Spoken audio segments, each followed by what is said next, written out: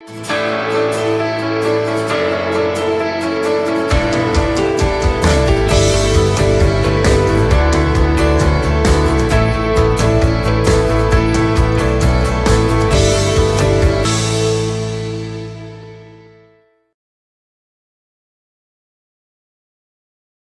explico de cómo hemos sido nosotros también capaces de cambiar, una porque ya lo sentíamos y otra porque era obligatorio. Es obligatorio en este turismo tras el COVID que nos va a quedar, pues que funcionamos. Nosotros somos una empresa que ya llevamos, va a hacer 27 años, pero como Wildlife Travel llevamos 11 años, tenemos una segunda marca que es Wildlife Spain y una tercera marca que es Wildlife India.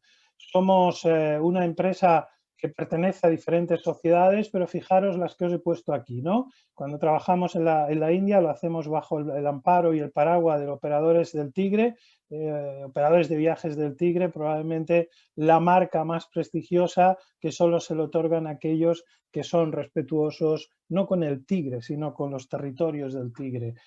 Colaboramos en Pure Life Experience porque cada año nos gusta aprender, imaginaros, llevamos ya 9 años yendo a aprender de las experiencias que hay en todo el mundo y si hay un lugar, posiblemente sean experiencias, muchas de ellas que no estén al alcance de muchos de nosotros, pero sí que encontramos gentes que nos cuentan lo que están haciendo en sus países, en sus lugares y en sus territorios. Y por supuesto, bajo el paraguas de la Sociedad Internacional de Ecoturismo, de la que formamos parte y de la que sacamos todos nuestra visión para ir trabajando en el futuro, ¿no? Esta es una imagen clásica nuestra con nuestros compañeros en Kenia. Ahí están todos, y José Carlos, está Simon, está Oliver, están todos los chicos que trabajamos en nuestra marca cuando esa es en Tanzania. Aquí un pequeño grupo, siempre pequeños grupos de 12, 14 personas. Fijaros que hay prácticamente más guías. Hay 5 guías en esta expedición para un total de 14 personas en 3 vehículos diferentes, ¿no? Es la manera que tenemos de funcionar en nuestros viajes alrededor del mundo.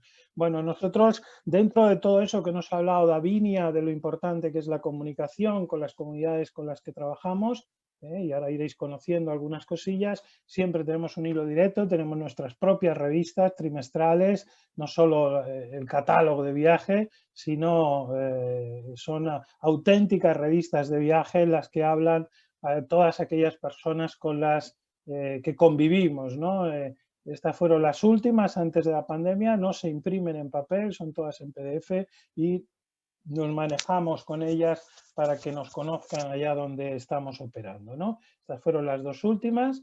Imaginar qué idiotas, ¿no? 20 destinos para 2020, salió en diciembre y ya no sirvió para nada, pero aún así sirvió para que toda la gente con la que trabajamos, creo que en esa revista iban 28 destinos del mundo, incluido España, por supuesto, y en la de invierno de las auroras boreales, exactamente igual, ¿no? Y todo eso es un esfuerzo, pero que nosotros lo hacemos. Es decir, nosotros tenemos claro que la comunicación es muy importante, no solo para nosotros, sino para los destinos en los que trabajamos. Bueno, pues llegó el 13 de marzo de 2020, justo esta semana hará un año, en que se nos cerraron las fronteras y se nos cerró el trabajo y se nos cerró todo y nos vimos, como vemos ahí, ese es un viajero al que quiero mucho, Manolo Manzanal, caminando solitario por un bosque, por un hayedo, ¿no? Nos vimos con necesidad de mirar al interior, ya lo hacíamos, ¿eh? Acordaros que os he dicho que tenemos una marca que es Wildlife Spain,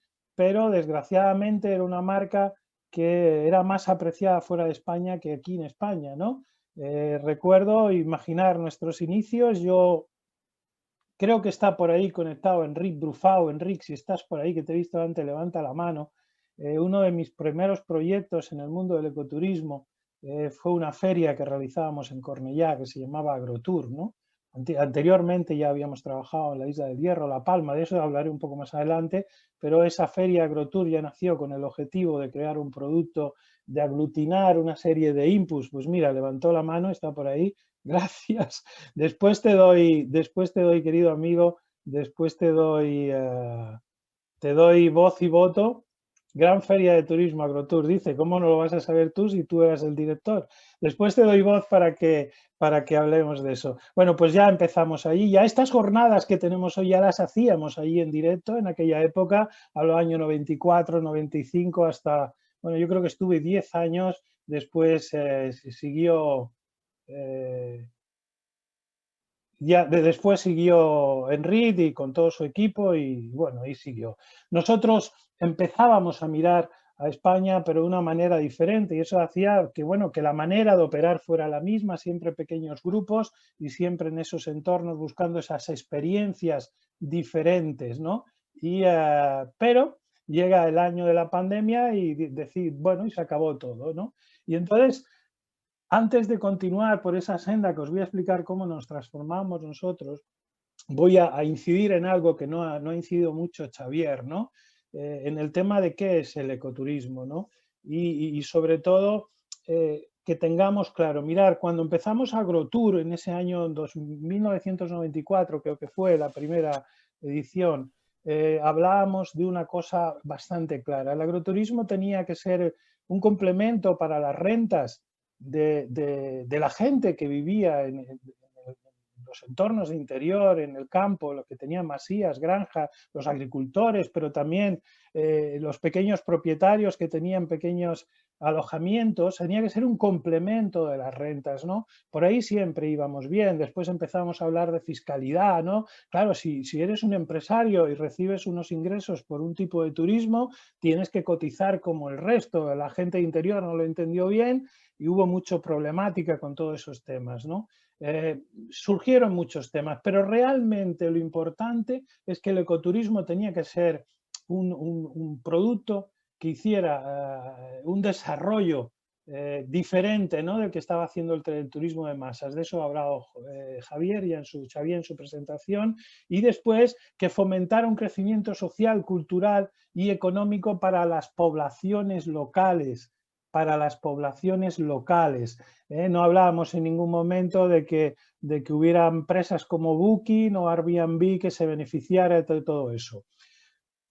Sucedió que todo esto, habéis visto las cifras de crecimiento del turismo que nos ha dado Xavier, sucedió que eso exponencialmente creció mucho, para todos nos era más fácil llenar nuestras casas y nuestros alojamientos con estas grandes corporaciones que nos las llenaban fácilmente a cambio de perder un porcentaje importante. Bueno, ese es el mercado, es lo que había y eso es lo que fue, ¿no? Entonces, en estas charlas que vamos a tener, tenemos claro, como hemos empezado con Davinia y con Xavier, de que tenemos que repensarnos el modelo, ¿no? Y por eso, una de las charlas, bueno, uno de los paquetes de charlas importantes es que ya tenemos bastante bien estructurado cómo va a ser el turismo, cómo debe ser el turismo de interior. Ya no hablo solo del ecoturismo, sino el turismo de interior, porque va a estar con nosotros Paco Mestre, ¿no?, que es el presidente de la Asociación de Pueblos Bonitos de España, va a estar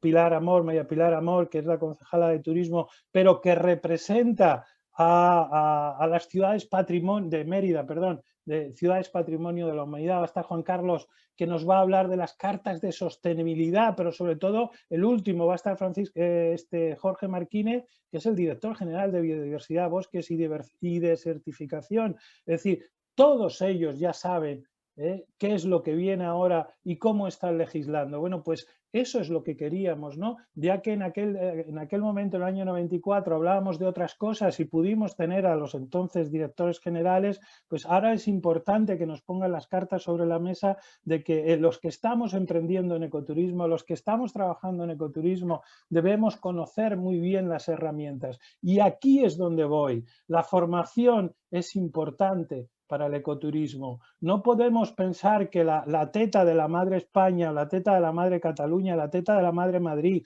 la teta de la madre Galicia nos va a proveer. No, si queremos vivir del ecoturismo, lo primero que tenemos que entender es que pasamos de ser usuarios a ser empresarios y que debemos, por supuesto, coger todas las ayudas que se nos ofrezcan, pero también debemos cumplir todas las obligaciones que nos conlleva el ser ecoturista. Hablaba Xavier de los objetivos de desarrollo sostenible, los 17 objetivos que forman parte, entraron desde 2015 a formar parte de la Agenda 2030 sobre el desarrollo sostenible. Eso lo sabemos. Esta redondelina que vemos de colores se la hemos visto a nuestro presidente del gobierno y a muchos presidentes autonómicos y a muchas personalidades importantes del turismo con su chapineta puesta como un pin, pero muy poco sabemos lo que significa. Significan los 17 colores de los 17 retos que marca la ONU como objetivos del desarrollo sostenible. Bueno, pues aquí también voy a parar un poquito donde no ha parado Javier.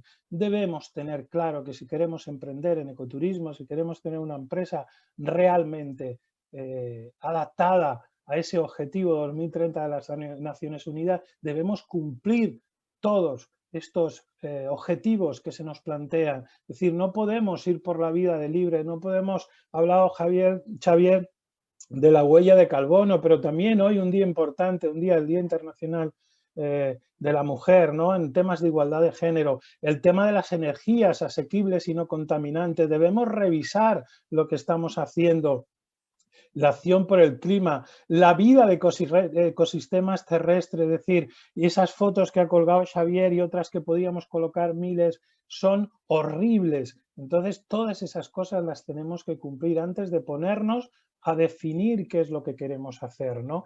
Hemos tenido un año en el que desgraciadamente hemos pasado muchos meses en casa y seguimos pasando muchas horas en casa, y entonces la formación es importantísima. Que estéis aquí, los que estáis hoy, dice mucho de vosotros, porque significa que queréis estar al día y queréis formaros, ¿no? El ecoturismo, ya lo ha dicho Xavier, debe ser responsable con los medios, respetuoso con las comunidades, honesto con el producto, es decir, muy honesto. En esto tenemos que tenerlos claro. No es crear producto. Antiguamente el que no tenía oficio montaba un bar, ¿no? Y, por ejemplo, en mi tierra, en Andalucía, aquí en Cataluña, donde vivo, no sucede así, pero en mi tierra, en Andalucía, cada 3 puertas hay 2 bares. Entonces, el que no tenía otra cosa que hacer, montaba. Hoy, durante los años de la bonanza del turismo, en el que hemos crecido desmesuradamente, el que no tenía otra cosa que hacer se iba a trabajar a turismo, sin formación, creando producto, pero creando producto de consumo, de gran consumo, ¿no? Entonces, ahora lo que creemos tiene que ser honesto. Tenemos que crear productos realmente que estén a la orden del día de todos esos objetivos, que lo que creemos sea educativo para el visitante. Es decir, estamos hablando de ciencia ciudadana, ha hablado Davinia, ha hablado Xavier, lo vamos a ver y escuchar y se va a repetir durante muchas charlas, ¿no? Es decir, tenemos que contar con la población, con el visitante, con la gente que viene, tenemos que educarlos. A mí se me cae el alma al suelo. Hoy, por ejemplo, esta mañana que iba con la bicicleta por Badalona precisamente, y cómo los ciclistas, los nuevos ciclistas de bicicletas con motor y sin motor y patinetes, se saltan los ceda al paso, se suben en la acera. Es decir, ¿por qué? Porque nadie los ha enseñado. Han cogido la bicicleta porque lo están viendo en la tele que está de moda, pero nadie les ha enseñado ni ellos han querido aprender. Interacción, otra de las cosas importantes, interacción no solo con el viajero, sino con los recursos. Todo eso lo ha explicado muy bien Davinia en el proyecto de Atapuerca, pero otra, creo que lo más importante, ¿no? Es decir, lo que estemos montando, lo que estemos trabajando, tiene que ser bueno para nuestra comunidad, ¿vale? Esas ponencias que os pongo ahí que van a tener, habéis escuchado ya a Xavier Font, pero vais a escuchar a mujeres y hombres que trabajan en los territorios, que trabajan, que viven y que han emprendido en esos territorios, como ahí tenéis a Ana, Ana García, la astrofísica de La Palma, que ha montado su propia empresa en la isla de La Palma. Tenéis a Berta Lambán de 5 Villas, que ha creado un producto en las 5 villas espectacular. Tenéis a un historiador, a un gestor cultural como Néstor Barona, que nos va a contar tantas y tantas y tantas cosas de la necesidad que tenemos de aprovechar la necesidad de aprovechar los recursos culturales. Iñaki Gaztelumendi, un asesor de la OMS en tema y sobre todo del Culinary Basket Center de San Sebastián, que nos va a traer cómo aprovechar los recursos de la gastronomía. todas esas cosas que son importantes, o Marta de Sevilla, de Story Travel, todas esas cosas que son importantes en nuestras comunidades, la mejor manera de aprovecharla. Porque, como bien decía Xavier, corremos muchos riesgos. El primero y principal, de estropear el ecosistema de una región, de arruinar los hábitats naturales y de crear conflictos en el mismo entorno del sector turístico. Esta foto de la Pedriza se hizo muy famosa el día después de que pusiéramos en marcha, de que se acabara el estado de alarma, ¿no? No podemos acudir en manadas, auténticas manadas, a los lugares. Nos ha puesto Xavier Font alguna fotografía también importante de lugares donde él aquí en la provincia de Barcelona está trabajando y se ven esas aglomeraciones. Eso significa falta de formación en el tema del turismo. Y quizás, yo no oigo nada. No, perdón, que estaba leyendo el chat que me ha entrado. Bueno, Xavier que se va, ningún problema, Xavier, gracias. Bueno, pues nosotros ¿qué hicimos? Todo eso ya os lo decía que lo vais a escuchar y lo va a hablar. Nosotros ¿qué hicimos? Nos volvimos a donde empezó todo. Esta es que la cumbre del Teide, es la punta más alta del Teide.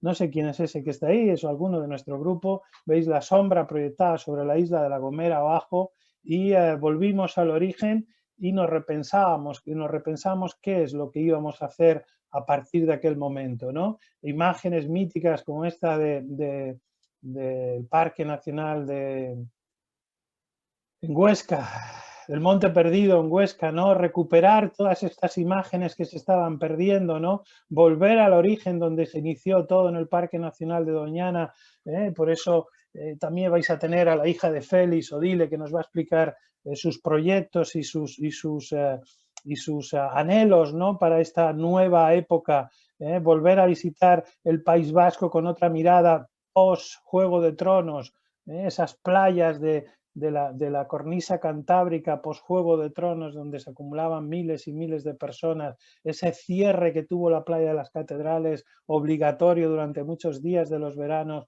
porque nos metíamos allí de una manera loca y sin sentido, ¿no?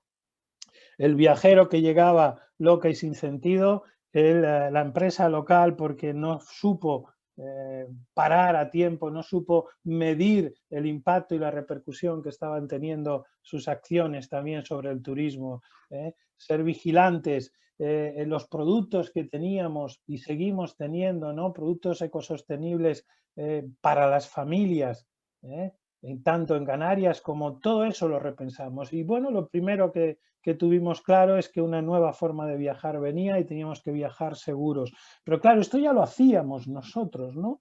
Entonces, esto coincide con todo, esta diapositiva es muy vieja, debe tener ya un año y pico, antes de que ninguna consultora dijera cómo teníamos que hacerlo, ¿no? Es decir, que los alojamientos en los que trabajamos no solo estuvieran certificados de COVID free, bueno, eso es algo que se sacó, ahora ya no es tan importante, pero claro, nosotros ya solo nos movíamos en pequeños alojamientos, ¿no? Tenemos nuestros propios coches de 6 o 9 plazas, jamás ponemos en marcha autobuses grandes, ya no lo hacíamos, que tuviéramos material de limpieza, que todas las actividades estuvieran aseguradas, no por si había cancelaciones, que sí, que también, sino porque nuestros viajeros fueran seguros y que la gente a la que visitamos, los lugares a los que visitamos fueran seguros, ¿no? Y que los grupos fueran reducidos. Todo eso ya lo veníamos llevando a cabo, pero esto es lo más importante. Lo ha dicho, sé que está por ahí Beth, de Trescalia de la Garrocha, no nos conocíamos, nos hemos conocido ahora para esta charla y ella decía en la ponencia anterior algo importante, ¿no? Poner en valor al guía local. Bueno, pues nosotros no solo ponemos en valor al guía local, sino que hacemos gala de ello, es decir, de que nuestros guías no solo lo sean, sino que lo parezcan. La historia nuestra no es... oye, la mujer del César está muy bien que sea, no me acuerdo cómo era aquella historia, pero bueno, sé que era además muy machista aquello, pero nuestros guías todos están formados. Cuando hablo formado no digo solo que tengan carrera, que no, que por ejemplo en mi caso yo no la tengo, es decir, no es eso, sino que estén formados en lo que trabajamos. No se me ocurriría jamás aprobar un proyecto con un guía que no sea consciente, que no esté trabajando en el entorno, que no sea conocido o conocedor de la zona donde trabajamos. Bueno, estos son los nuestros, los que están como yo digo, en nómina, ¿no? Con los que trabajamos constantemente. Bueno, pues eso ya lo hacíamos, lo trasladábamos a todos nuestros destinos en el mundo. ¿Qué nos pasaba aquí en España? Bueno, pues que muchas veces no teníamos con quién hablar, había tanto turismo que no pudiéramos tener fechas fijas, nos tiraban para atrás. Entonces, esta pandemia nos ha servido para seleccionar compañeros de viaje, es decir, guías locales en cada uno de los destinos que nosotros estamos promoviendo, auténticos conocedores de sus entornos. Da casualidad, ya decía que a Beth, por ejemplo, no la conocía y sigo sin conocerla, la conozco virtualmente. Pero estos días, Chris Ubach, que la tenéis ahí arriba, en lo alto de todo, que trabaja con nosotros, periodista, escritora de libros, de National Geographic, de Lonely Planet, ha estado conociendo la Garrocha para un trabajo y la guía, sin que yo lo supiera, ha sido Beth Cobo. Y ayer me hablaba maravillas del trabajo, decía, pues mira qué suerte, mira qué bien hemos acertado, ¿no? O está por ahí gente de la comarca de Cinco Villas, o está por ahí gente del Hierro, que he visto que se habían dado de alta en las charlas. Es decir, eso era lo importante, esta es la importancia, gente que conozca y que tenga en valor, porque si no conoces el lugar, no lo pones en valor. Cuando digo conocer, no quiero decir saberte de memoria los lugares que hay que visitar, sino conocer de cerca a la señora del restaurante, al pastor que nos acerca a los territorios, a todos y cada uno de los lugares. He conocido en estos días de charla a gente maravillosa, ¿no? Como ese pastor pastor no, apicultor de turismo que debe estar por ahí, Abella Moura, en una de las charlas de Instagram, y conocer un proyecto. Yo conozco a las chicas de 13 grados Vigo que se dedican a hacerme educación ambiental en las rías de Vigo, en las Rías Baixas, pero he conocido a un apicultor que está llevando a ecoturistas a conocer algo tan importante como la abeja, el apiturismo, ¿no? Es decir, la abeja, que es probablemente la base de sustento del mundo, sea la más importante, ¿no? Porque de ella depende la mayoría de la polinización de nuestra flora, ¿no?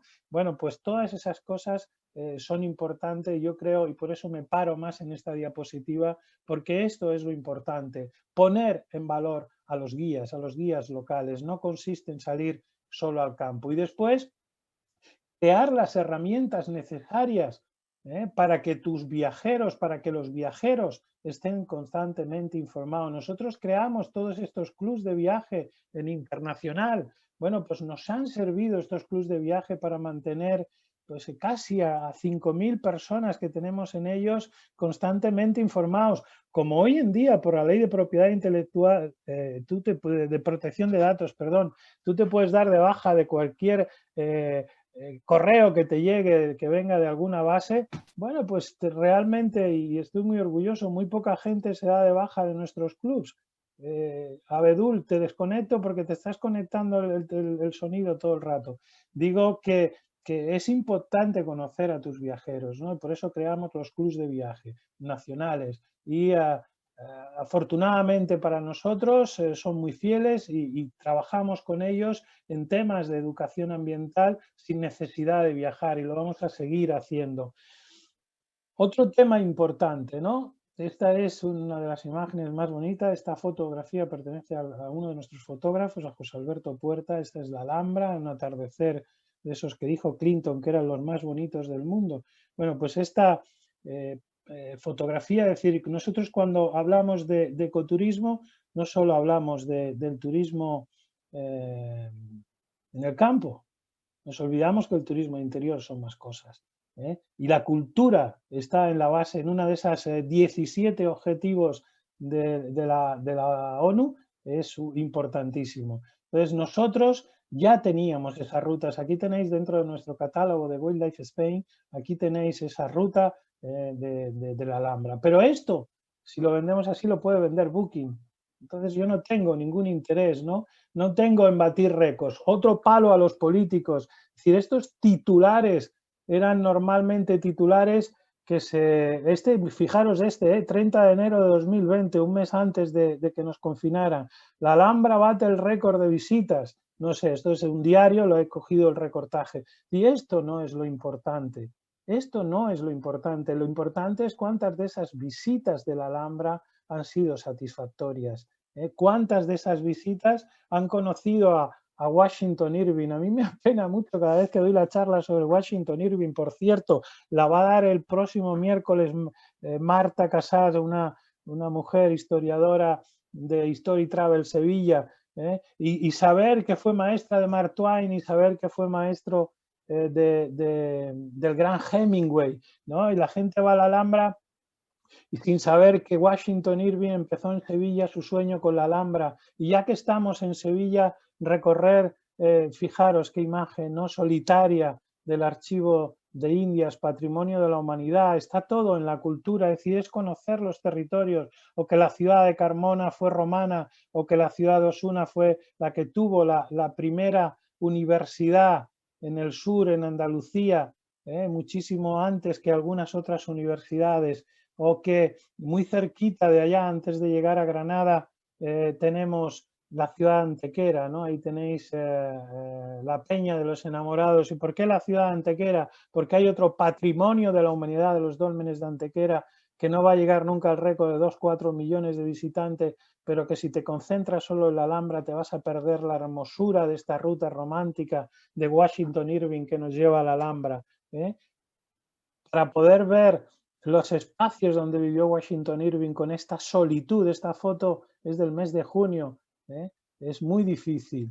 Se consigue solo cuando realmente te has metido en tu trabajo y sabes lo que quieres hacer. Ahí tenéis, esta foto es del mes de julio, 2 personas solo en el Patio de los Leones por la caída del turismo, por supuesto por la caída del turismo, pero también porque la Alhambra se tuvo que repensar un poquito qué estaban haciendo, ¿no? Tenemos que repensar todos lo que estamos haciendo, ¿no? Y crear productos realmente que emocionen. En España, ahí tenéis, tercer país del mundo con más patrimonio de la humanidad. No tenemos que concentrarnos cuando nos decía Davinia que Burgos tiene 3 patrimonios de la humanidad: la Colegiata, la Catedral de Burgos y Atapuerca, ¿no?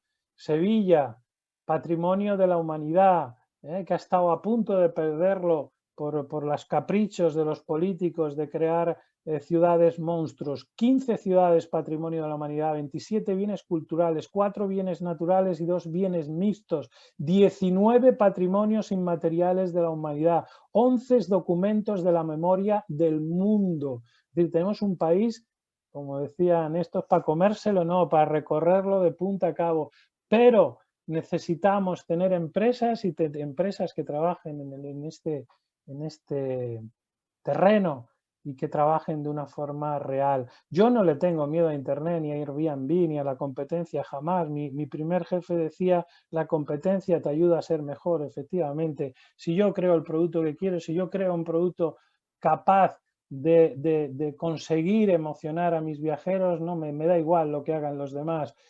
Cada año pasan por el Camino de Santiago. Este año quieren volver a batir el récord con el Chacobeo otra vez. No sé si hablaban del año último de la pandemia de 300.000 caminantes, ¿no? La pregunta es cuántos caminantes realmente han recorrido el camino, ¿no? ¿Cuántos han ido? ¿Cuántos han dejado de mirar para ver? Eso es lo importante que nos tenemos que plantear todos, ¿no? ¿Cuántos saben que esta iglesia y esa colegiata, quién ha enterrado en esos muros, o que en Burgos sigue habiendo un panadero que cocina el pan cada día a las 3 de la mañana y que tiene una casa rural? O cuánta gente es capaz de recorrer buscando las longanizas y las chistorras de Navarra, o la mejor época para comer las pochas con guindillas, o las migas de la venta la venta al pito en el camino cuando cruzas de Navarra a Francia. Todas esas cosas, ¿cuántos de esos 350.000 turistas que anuncia el Chacobeo que pasaron en el último año conocen todas esas cosas? Bueno, lo importante, yo siempre lo he dicho, no es hacer el camino, lo importante es de compartir el camino, ¿no? Y eso es importante. O que las abejas cuando pasas por Navarra las hay lachas y las hay rasas, si no has estado con el pastor, si no has tenido un buen guía, eso es imposible que lo sepas. O que tuvimos un presidente americano que era de Navarra, era de Burgui, del Valle del Roncal, que se llamaba Francis Delano, perdón, ya se me ha ido el santo al cielo,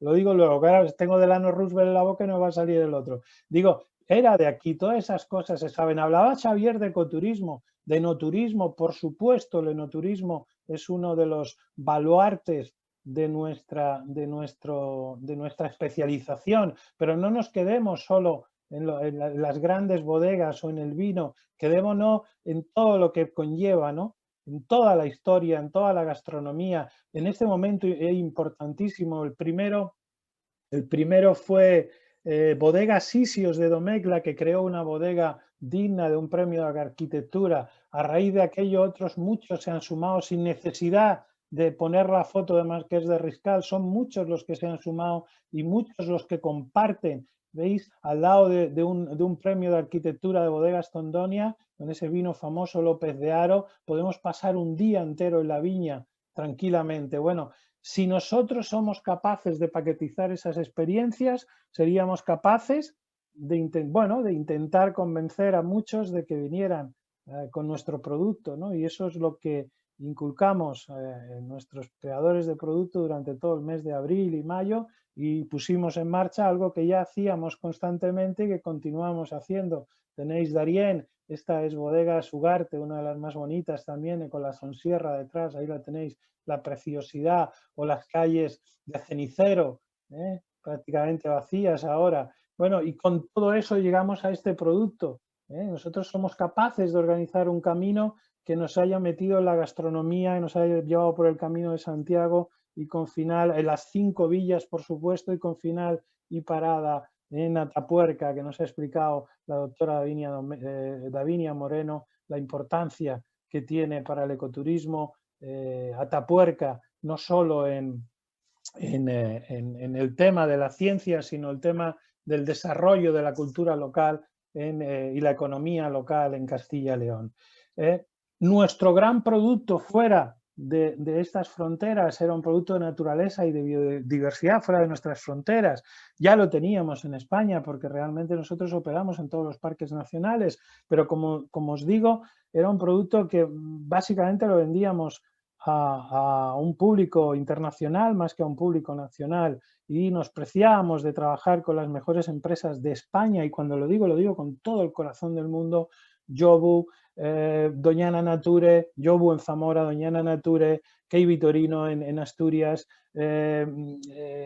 Bitlins en Andújar. Es decir, ya teníamos muy buenos compañeros de camino y colaboradores, y lo único que hemos hecho es ponerlo en marcha. Pero volvemos a lo anterior, debemos saber por qué.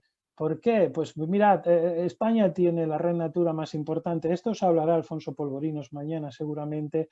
La red Natura probablemente la más importante de Europa, ¿no? Estamos hablando de 222.000 kilómetros cuadrados bajo el amparo de la red Natura, con más de 2.100, 2.124 espacios naturales, y tenemos 4 de las 9 regiones biogeográficas de Europa. El año 2018, 35 millones de pernoctaciones se asociaron al turismo de naturaleza, y nos llegaron 600.000 turistas internacionales para turismo de montaña. Eso, al lado de los 90 millones de turistas que visitaron España, pues parece una tontería, ¿no? Tenemos probablemente una de las redes de parques nacionales más importantes de toda Europa. Somos el país más biodiverso de Europa. Pero volvemos a lo mismo. ¿Qué es lo importante para nuestros sesudos políticos de todo esto? Pues lo que son las cifras, ¿no? Que pasamos en el año 2012 de 9 millones de visitantes en los parques nacionales a los 15 millones de visitantes en el año 2017, y a los 18 millones en el año 2018. 2019 todavía no se tiene, o yo no tengo al menos las cifras. Pero lo único que parecía preocuparnos a todos es que el récord que lo tenía el Parque Nacional del Teide, con más de 4.300.000 visitantes, pero sin darnos cuenta de que ese récord era mentira, porque la mayoría son turistas que están en el sur de la isla y que les venden una excursión por 30 euros, 35, para ir al Parque Nacional del Teide. Esa gente no deja ni un solo duro en las islas, solo lo dejan los macrohoteles de cadenas como las que hablaba Xavier, con la TUI, con todas estas cadenas. Sí que hay un importante turismo y cada día más creciente en naturaleza y en turismo rural que sí que consume y que se queda en lo local. Pero esos 4.330.000 visitantes, el 95% ya os digo yo que no tienen más contacto con el Teide que subir con un autobús hasta el parador, ver el Teide, subir en el teleférico, el que puede pagarse los 35 euros que vale, y poca cosa más, hacerse la foto y volver. Y lo otro más importante, el crecimiento que veis aquí, este crecimiento exponencial es porque aquí se declaró el Parque Nacional de Guadarrama como parque nacional y eso hace que las cifras se disparen. Solo los que subieron el día después de la pandemia ya suman varios miles de personas, ¿no? Entonces, esas cifras que son tan importantes para los estudios políticos a nosotros nos deben preocupar bien poco, porque si hacemos el trabajo como lo tenemos que hacer, pues será...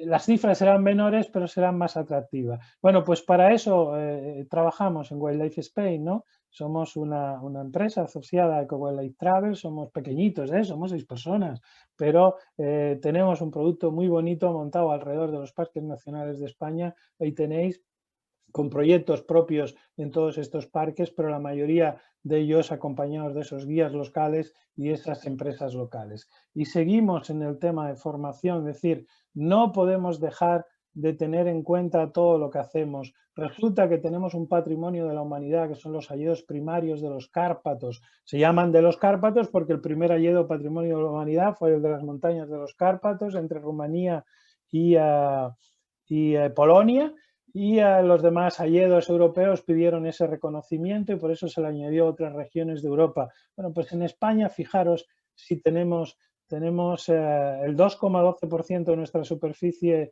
de bosque son hayedos y el 99% tiene origen natural o por repoblaciones integradas, ¿no?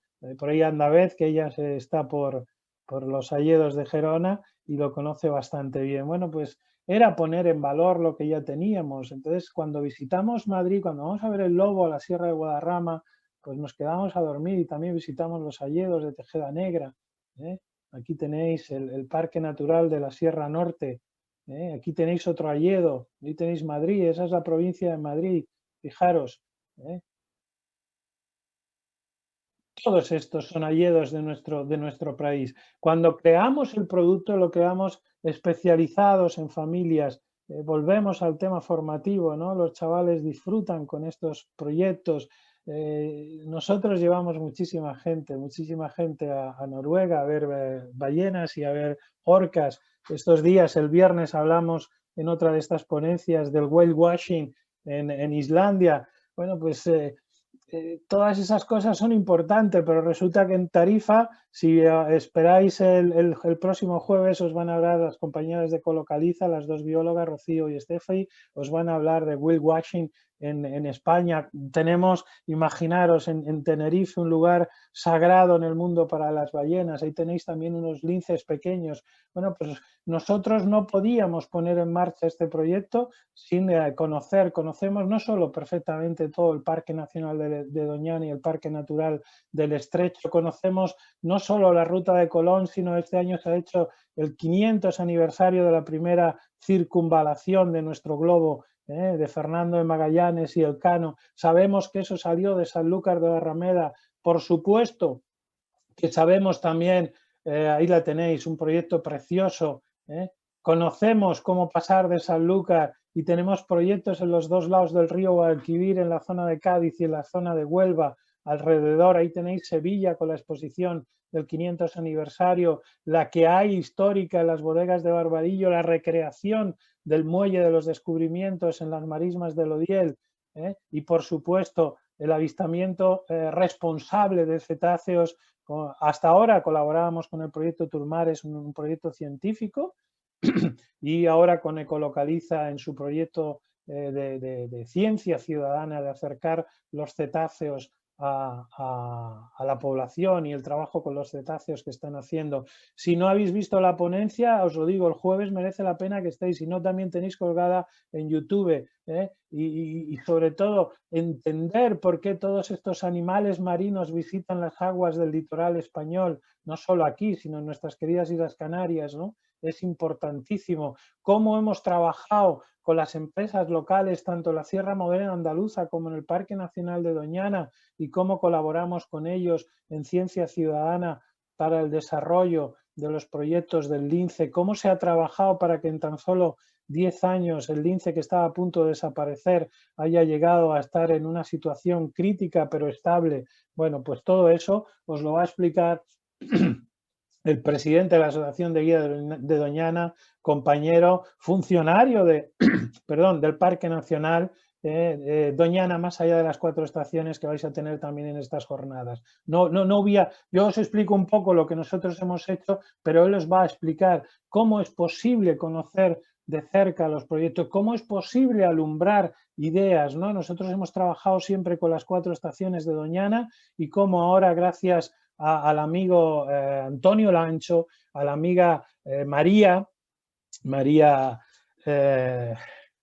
me ha ido tu apellido ahora, pero tengo tantos, María Sánchez, y como el mismo José María Galán, como el mismo Manuel Sosa, gente con la que trabajamos día a día, nos ha metido en la cabeza que otra manera de hacer turismo es posible y diferente, que no es lo mismo ir en un camión por 19 euros, dar 2 vueltas a las 6 de la tarde cuando prácticamente todos los animales con el calor de Doñana están metidos en sus cubículos o debajo de los árboles y no los ves, que salir temprano en la mañana, recorrer los ecosistemas del parque, seguir las huellas, incluso llevarnos yeso para trabajar en las huellas o interpretar las huellas con nuestros días. Todo eso es posible y es diferente y son experiencias que no tienen absolutamente nada que ver con esas macro experiencias de 2 horas dando vuelta por el parque. O como Javier Talegón, antes de meternos, fijaros lo que va a hablar, el lobo como motor del desarrollo en la España vaciada.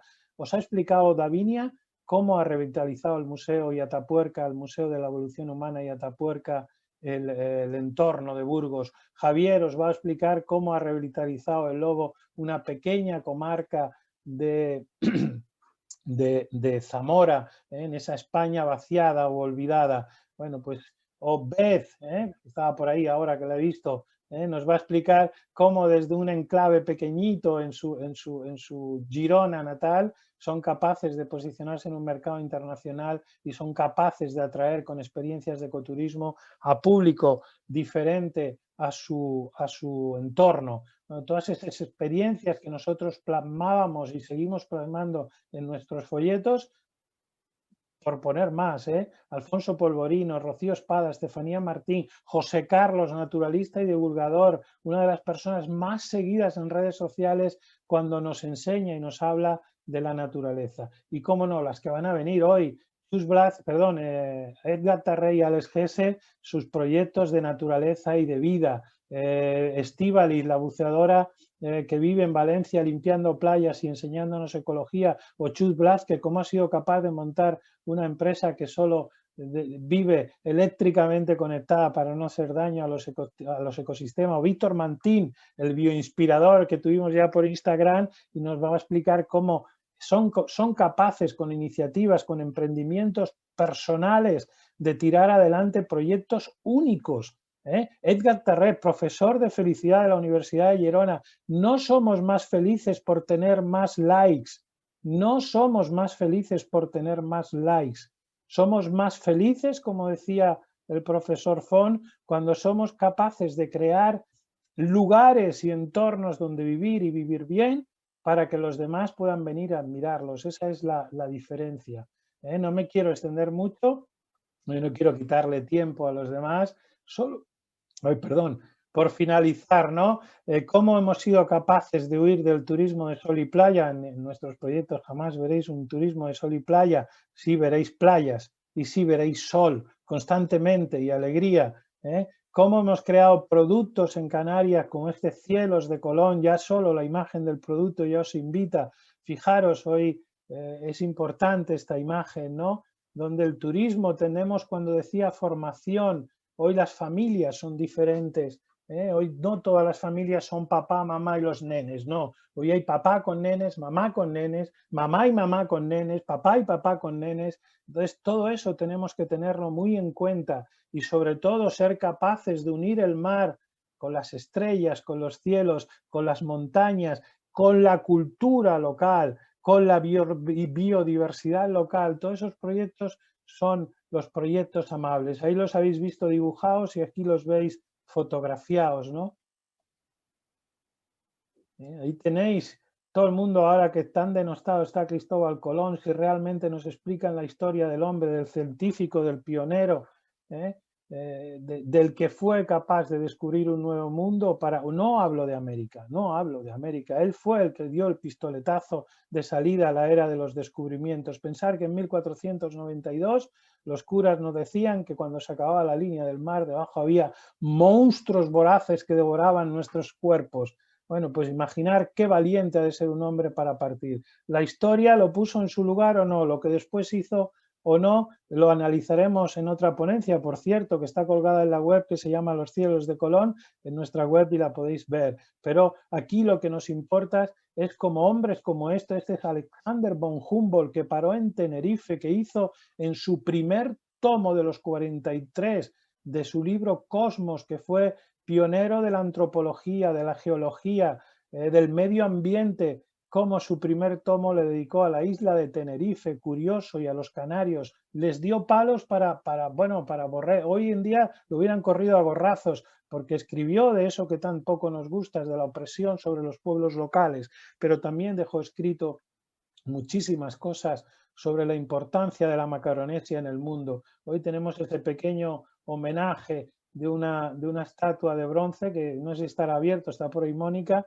nos lo dirás si está abierto ya, pero imaginaros que para hablar de geología nos dibujó el Teide con sus diferentes capas, ¿no? Pues todas esas cosas. Cuando navegamos con Naviera Armas, que es nuestro socio en las Islas Canarias, tenemos permiso para acceder a esa zona de navegación. Ahora con la COVID no, pero hasta la COVID lo teníamos y creo que lo volveremos a tener, para explicarnos cómo navegamos por esos mares llenos de monstruos que nos decían los libros de historia. Todas esas cosas, y cómo en vez de quedarnos a dormir en un macro hotel en cualquier lugar de las islas, nos quedamos en estos hotelitos delante de una platanera y delante del mar, tanto en Tenerife. ¿Cómo conocemos a la gente local? ¿Sabéis qué es esto? Lo más importante para un canario en el desayuno, más que el colacao, el gofio.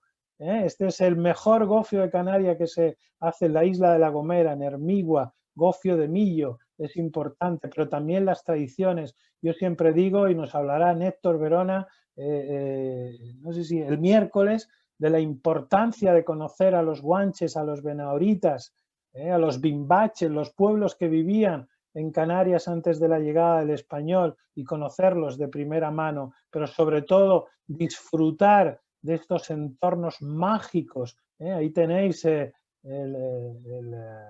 desde el final del teleférico en el Teide, tenéis las islas de La Gomera y las islas del Hierro que se ve al fondo.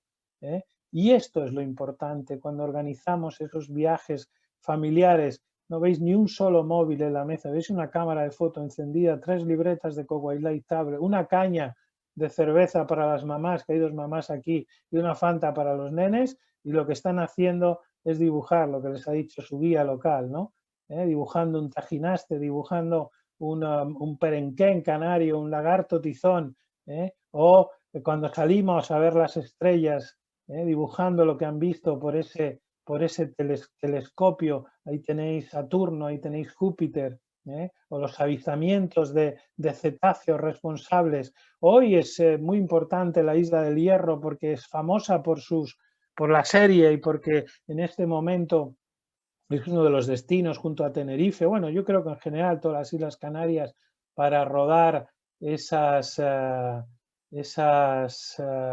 series y esos anuncios. Bueno, pues nosotros empezamos a trabajar en la Isla del Hierro en el año 1992. Ha llovido, va para 30 años. El año que viene hará 30 años que trabajamos y hemos visto crecer a la isla, y probablemente sea el ejemplo más espectacular de nuestro país en cuanto a desarrollo sostenible. Han seguido conservando su historia. Ahí tenéis petroglifos de los bimbaches, su faro de horquilla. Por aquí pasaba el meridiano cero antes que los ingleses nos robaran el meridiano. Por ahí pasaba una película muy hermosa que se llama La Raya, que podéis ver. Sus bosques de laurisilva, Fijaros qué imágenes, estos son nuestras pequeñas Islas Canarias. Esto lo tenemos la Macaronesia desde Tenerife, en el macizo de Anaga, hasta La Gomera, El Hierro y La Palma, ¿no?